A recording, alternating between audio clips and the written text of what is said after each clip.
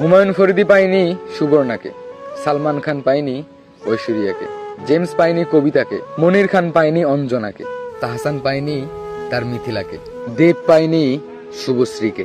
যেখানে এত বড় বড় সেলিব্রিটিরা, এত বড় বড় মানুষরাই তাদের প্রিয় মানুষকে পায়নি, আর সেখানে আপনি কি করে ভাবলেন যে আপনাকে আমি এত সহজেই পেয়ে যাব?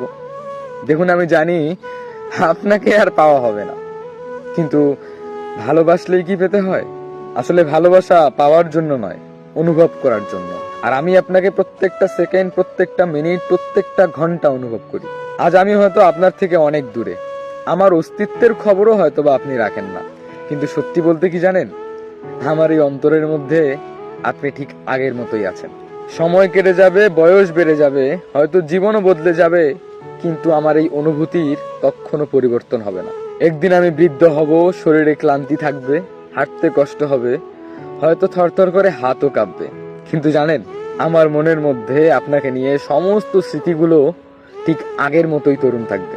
আপনার সেই হাসি, আপনার সেই কণ্ঠ, আপনার সেই চোখের গভীর মায়া কিচ্ছু হারাবে না, বরং আরো গভীর হয়ে থাকবে। হয়তো বৃদ্ধ বয়সে কোনো এক সন্ধ্যায় আমি জানালার পাশে বসে থাকবো, বাতাসে হালকা শীতল পরশ থাকবে, আর আমি হারিয়ে যাব সেই ফেলে আসা দিনগুলোর স্মৃতিতে। আর ঠিক তখনই মনে পড়বে আমাদের হারিয়ে যাওয়া কথাগুলো, ঠিক তখনই মনে পড়বে না বলা অনুভূতিগুলো, মনে পড়বে আপনাকে পাওয়ার কি তীব্র ইচ্ছে ছিল আমার।